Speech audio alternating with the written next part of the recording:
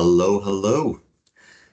My name is Bates. I am the very proud owner of Gallup Technology Group and Legal Technology Solutions.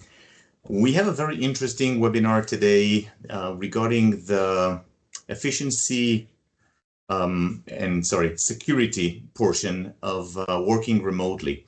And today's presentation is actually very important because most businesses, unfortunately, do not think about many of the things that are related to remote workers. So I'm going to touch a few points today, and I'm going to try to explain as much as possible in only short amount of time that we have. I'm always done with my presentations on time, as promised, less than half hour. And I'm always also happy to answer any questions. So if anything comes up and you want to ask anything, please consider sending an email to me or getting on our website and submit our contact us form. I'll be very happy to reply to you. So let's dive in. We have very new norms as of the last few years, and think about how many things changed over the years where you have the workforce not what it used to be. Hybrid workforce is something that most companies have adopted over the years, and it's basically a simple term that explains businesses that allow some or all of the employees to either work from home only or from home / from the office, meaning hybrid. And every company might choose one versus the other. Many of the companies lately figured out that there is cost savings involved in that, and a lot of talent flexibility. There is a lot of agility that can be added to the operations of the business, but there's a lot of headaches that might come with it if it's not done correctly. Many businesses these days, even companies like Intel, who allowed their employees for the last 5 years or so to work remotely, almost all of them that could work remotely, they're now forcing everybody to start pretty much full-time back in the office. We see a lot of small, medium-sized businesses that never went back to complete office work.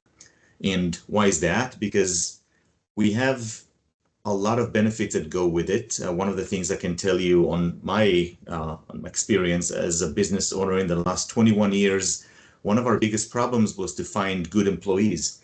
And as soon as we realized how security challenges can be avoided and how we can overcome some of the risk, we were able to open our doors to talent from all over the world, basically. So we have amazing employees from the Philippines, from Costa Rica, from Israel, from other countries, and we are very organized, I think, with how we got the security portion of it balanced. So I'm going to talk about some of those solutions that we implemented.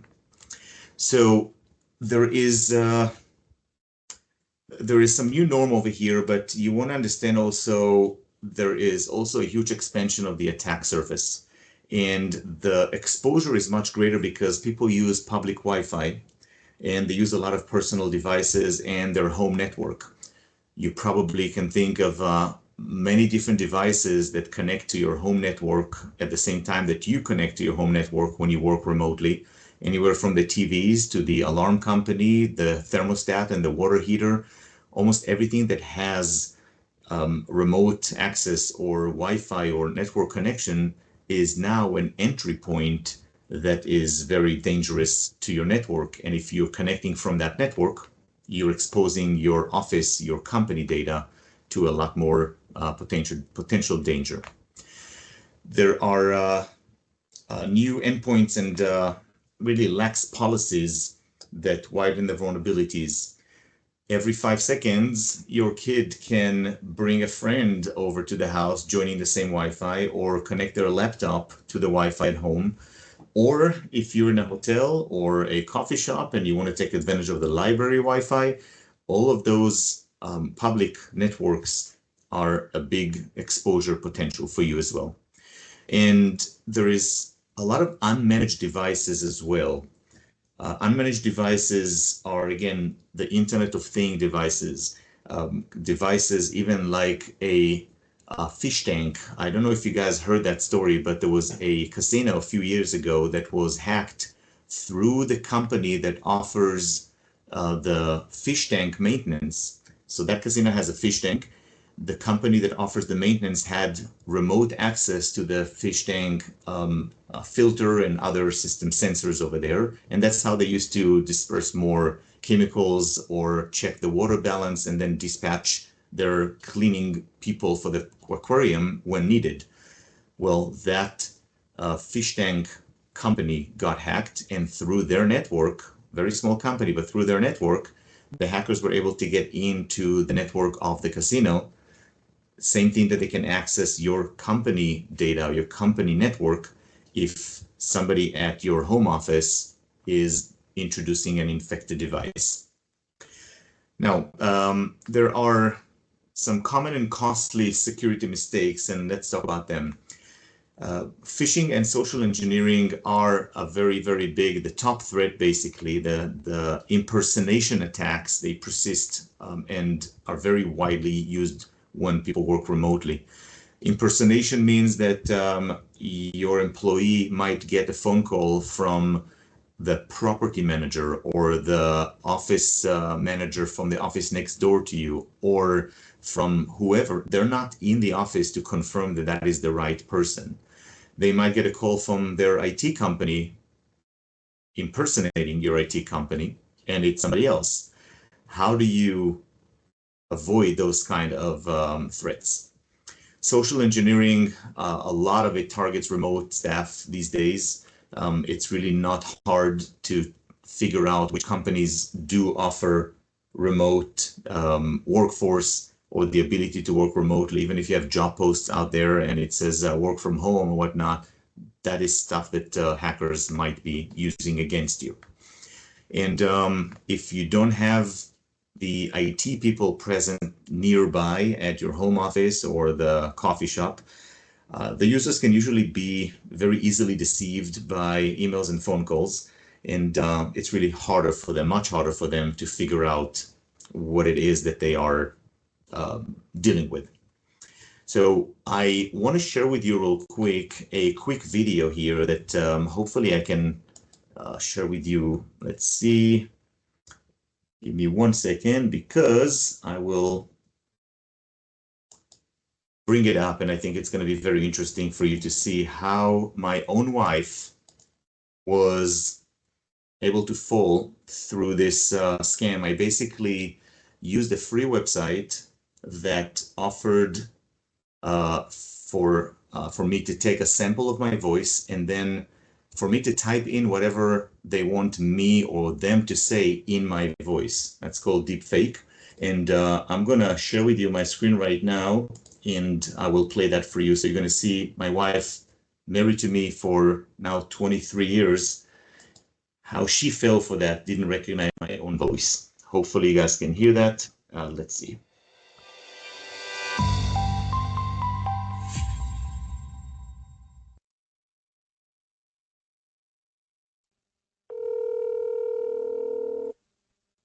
Oh, Hey, this is hey, urgent. Do you have a second?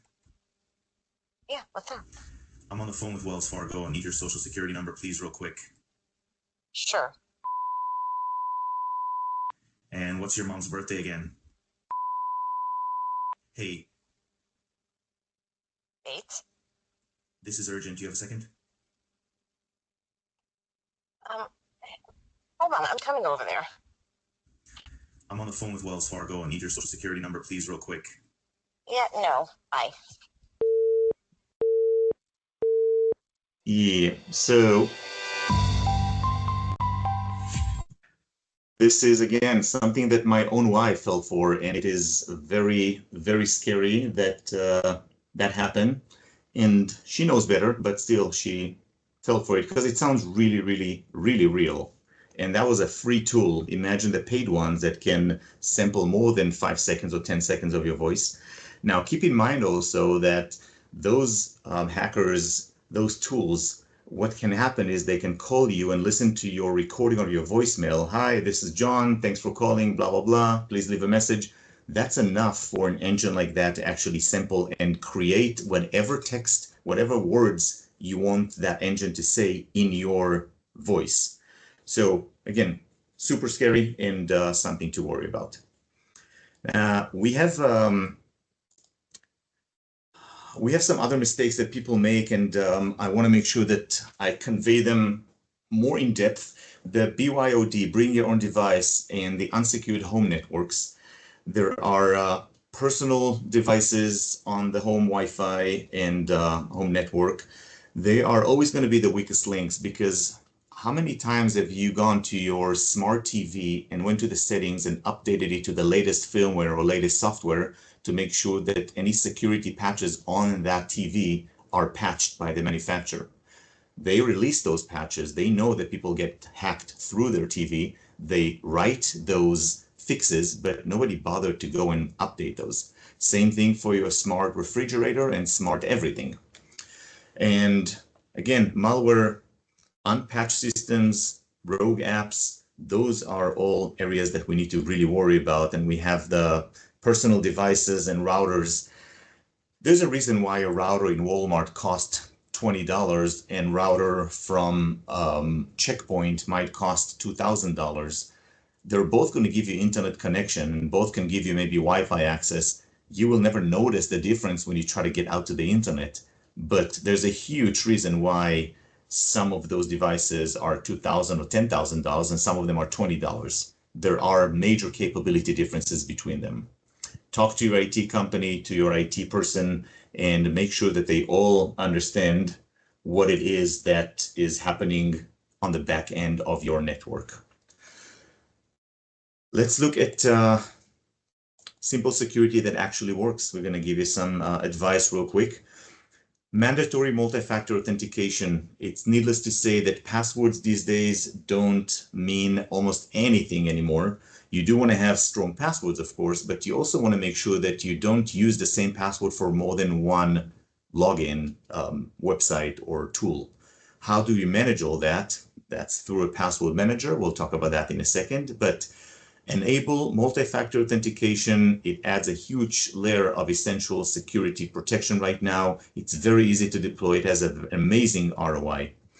And even basic multi-factor authentication, like an app or SMS or a token, they can block major number of credential-based attacks. Another little tool over here is to use VPN and zero trust SDP. VPNs, basically, they encrypt the traffic between your computer and the destination of where you go, even if it's browsing the internet, just generic internet, not even connecting to your office, let alone if you connect to your office. You definitely want to have a virtual private network, VPN, enabled on your computer for that traffic. But if you're in a public network, like a coffee shop, hotel, library, whatever it is, you should have a VPN solution. I'll give you an example in a second of one of them. And there's actually a really good deal on it also. But besides the VPN that will encrypt your remote traffic, there's also the SDP, software-defined perimeters. And they are actually set up other tools that offer access control. And small businesses, small teams really can benefit from those SDP and VPN. Zero Trust, if you haven't heard that before, Zero Trust is basically a mechanism or a solution that basically says we don't trust anything and we will only allow whatever is whitelisted. So that's Zero Trust. So if you want to check out this, it's called vpnsecure.me or vpn.s. This is a QR code that will take you to that solution. It will allow you to sign up for, I think, like 30 days for $1 or something. You're going to see how easy it is. You can install it on your cell phone, your tablet, your Mac, your PC, all under the same subscription. You don't need any technical help with that. There is a link that I'm going to add at the end of that presentation for that as well. Now, VPN, try it out. Makes no sense not to. Let's talk about least privilege and zero trust again real quick. So we have the minimal access, which equals reduced risk. This is the bottom line over here. You want to make sure that you never trust and always verify. That's the mentality we should have as businesses. And the way it works is that each user gets basically just enough permission to do their work and nothing more than that. You want to reduce the exposure by verifying identities every time. So you're not going to just leave the session logged in every time. You're going to require people to log in every few hours or once a day, and that will add a huge layer of security. However, when you think about the permissions or just enough permissions, the best example is to, I'll give you two examples. One of them is to allow somebody who uses social media, for example, for your business to post social media posts or marketing, whatever. Do they need to have access to a million other or trillion other websites? Or do you want to give them access only to Facebook, TikTok, LinkedIn, etc.? Another example is if you have Microsoft Office installed on your computer because you're paying for Office 365, that's great.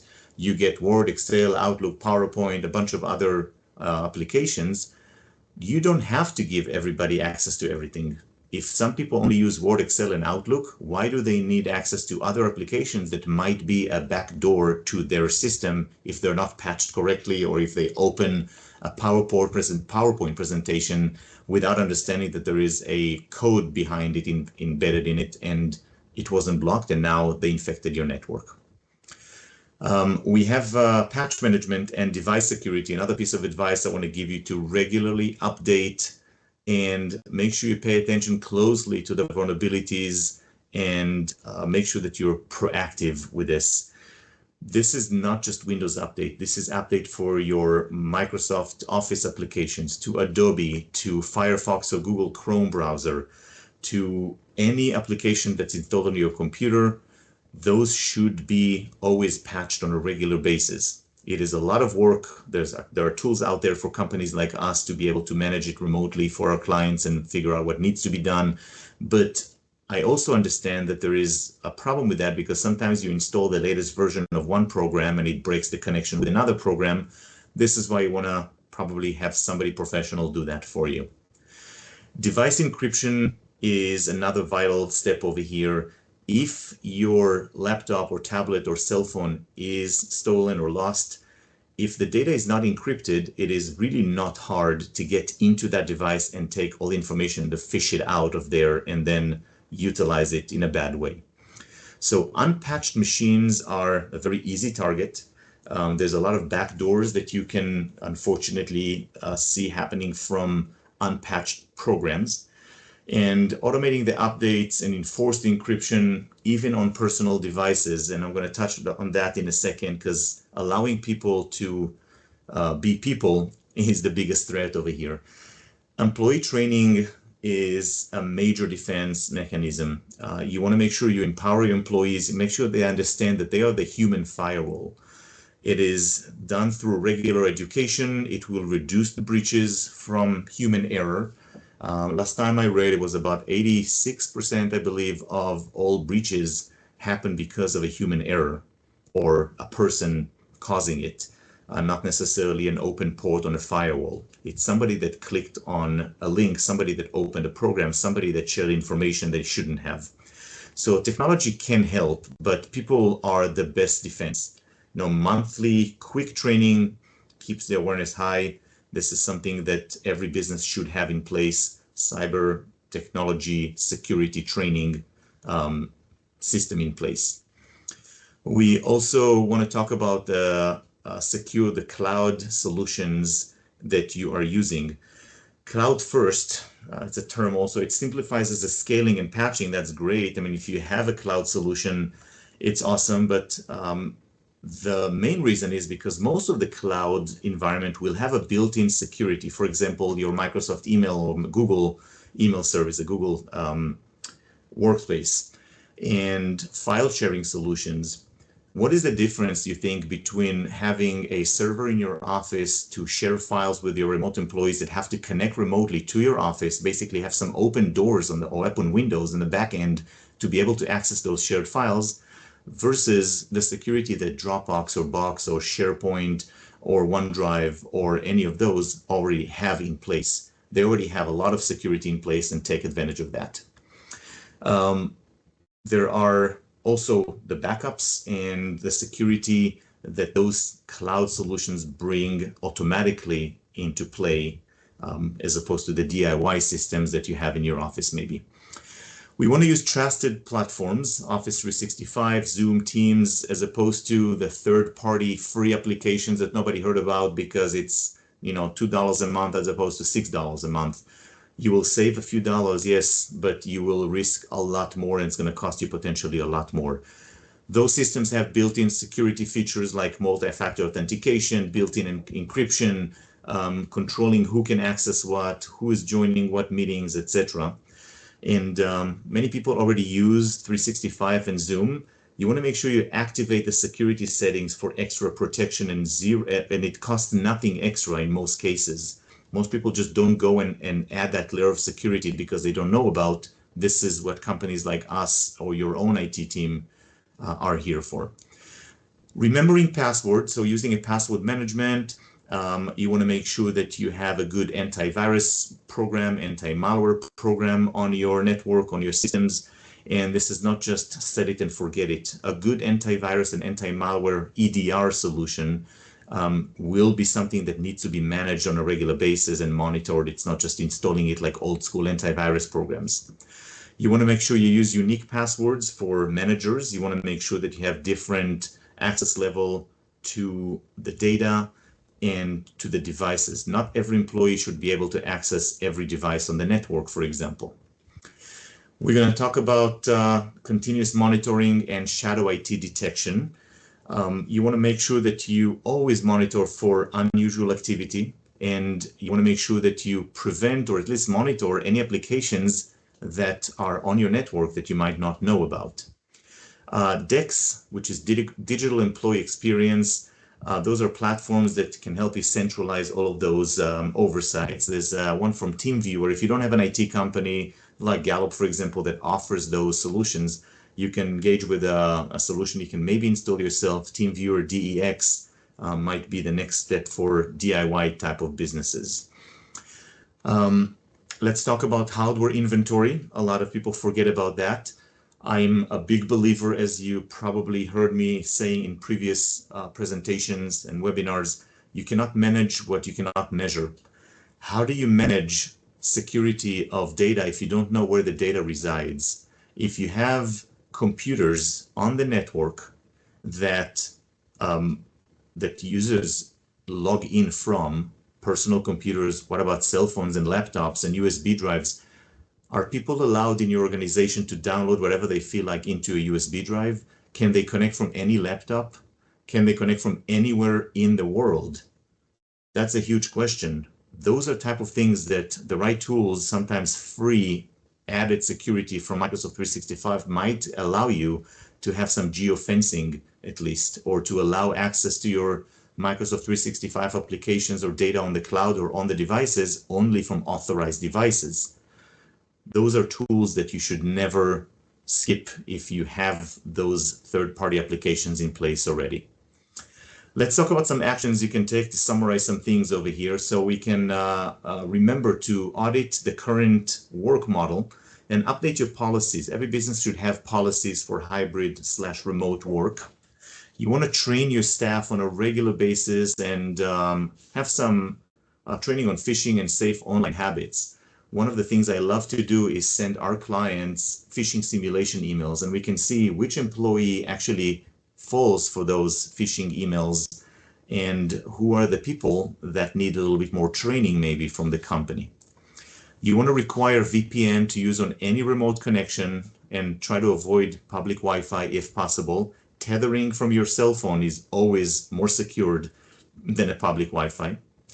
You want to enforce strong passwords and enable multi-factor authentication anytime it is doable. Please remember to do that if nothing else. You want to keep all the devices updated automatically with security patches. We want to make sure we limit the employee access to only what's needed for their role.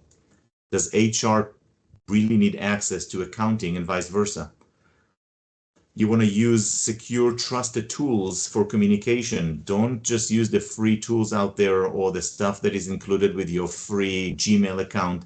There's a reason why those companies like Microsoft and Google and many others offer chat as part of their secure platform for communication. People need to take advantage of that, including file sharing, password management, etc. Control which devices have access to your data and limit it to the must-have people only or must-have devices only. Example with that is, does every cell phone need to have access to emails? Do every employee have the ability or should have the ability to set up the company email on their cell phone or tablet, or only from their work computer? You want to test your domain security, your network security, review the security plan at least annually, if not more often. And we want to maintain a clear incident response plan. Very important. In case there's a breach, there should be a plan, and do yourself a favor, don't keep it as a digital copy, because if you do have an incident and a hack and a CryptoLocker virus encrypted that incident response document, that's not accessible at that point. Here are some government and industry resources for you to consider. And if you want to go back to checking out the VPN secured or vpnsecure.me, scan this QR code. It will take you to that URL, and you can sign up over there for a very, very affordable trial. It's not going to do anything besides show you how easy it is to use it. I've been using it personally for many years already, and they just keep getting better and faster. One of the things that they do different is that they don't log your traffic. A lot of other VPN tunnels or VPN software out there actually tracks where you go and tracks what you do and keep a log of it. These guys don't. I want to offer you a complimentary domain and email security assessment. This is something that we do for anybody that feels like having some overview of how secured their email and domain is. So scan this or go to this webpage, galluptechgroup.com/free-domain-check. It will give you all those benefits over here, but this is something that opened a lot of eyes for many people that took advantage of it, and it was allowing them to actually go and patch some things with their current IT people. Some of them ended up hiring us to take care of those things, but you are under no obligation to do that. At least you'll know what your security posture is with domains and email security. There's a hacking video demo that I have here. Very interesting. It will show you how a simple opening of a Word document was able to get a hacker can get a hacker into that person's computer, and from there do whatever they want, including copying away all of their documents and their images, and actually change their background of their desktop if they wanted to. Very important piece of information to open your eyes. And the last thing before we are done is to offer you to stay in touch. This is what I do for a living. I love to educate people. I have to answer questions, and I have an amazing, small, efficient, and professional team of awesome people that are happy to help and answer questions as well. This is my little bio page, galluptechgroup.com/Bates. You can scan the QR code if you want instead. My calendar is showing up there. My social media platforms are there as well. Follow us on Facebook and Instagram and LinkedIn. We have a lot of content on LinkedIn as well. And join us on our next presentations. We have one at least once a month, and lots of good content. If you want to send this recording to somebody, reach out to me, and you will be gladly receiving an email with a link on how to do that. Again, my name is Bates, Gallup Technology Group. Love to stay in touch. Happy to help if you need anything. Thank you so much. Bye-bye.